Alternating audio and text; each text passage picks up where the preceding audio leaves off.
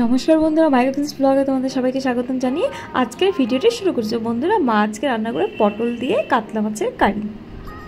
তো চলো দেখি। এখানে মা কড়াইটা বসিয়ে দিচ্ছে, দিয়ে দিচ্ছে পরিমাণ মতো তেল, আর এখানে নিয়েছে আলু, পটল আর মাছ, কাতলা মাছ। তো মাছটাকে নুন হলুদ দিয়ে ভালো করে মেখে নিয়েছে, আর এখন পটল আর আলুটাকেও নুন হলুদ দিয়ে ভালো করে মেখে নিয়েছে।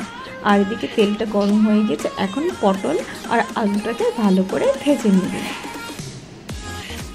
তো এক পিঠ ভাজা হয়ে গিয়েছে, এখন উল্টিয়ে দিচ্ছে।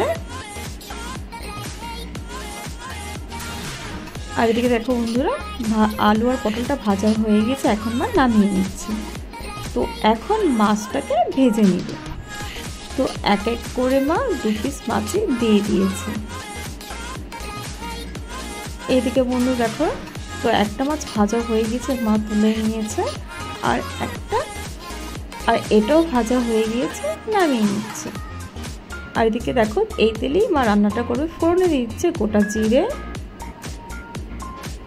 তো জিরেটাকে একটু ভেজে নিয়েছে। এরপর দিয়ে দিচ্ছে শুকনো লঙ্কা, তেজপাতা আর লঙ্কা বাটা, আর সামান্য একটু আদা বাটা। দিয়ে দিচ্ছে হলুদের গুঁড়ো, আর এখন মা এটাকে একটু নেড়ে দিচ্ছে। দিয়ে দিচ্ছে ধনের গুঁড়ো, জিরের গুঁড়ো। এটাকে একটু ভেজে এরপর সামান্য একটু জল দিয়ে কষিয়ে নেবে।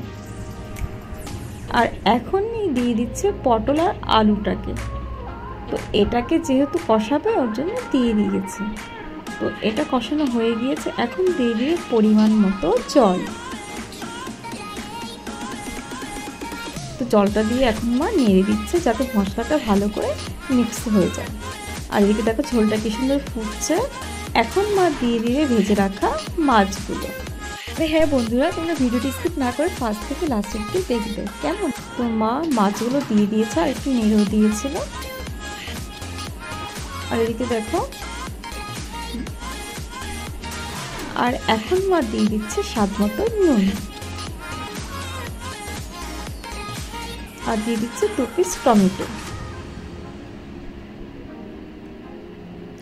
আর এখন একটু মা উল্টি পাল্টে দিচ্ছে, দিয়ে দিচ্ছে একটা কাঁচা লঙ্কা। আর এখন মা কিছুক্ষণের জন্য ঢেকে দিচ্ছে।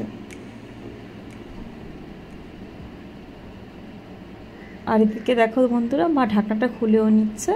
আর আমাদের কাতলা মাছের কারি প্রায় হয়ে এসছে। এখন ধনেপাতা কুচি দিয়ে নামিয়ে নেবে। আর বন্ধুরা, ভিডিওটি যদি ভালো লেগে থাকে অবশ্যই লাইক, কমেন্ট, শেয়ার করো, সাবস্ক্রাইব করে আমাদের এই ছোট্ট চ্যানেলটির পাশে থাকো কেমন।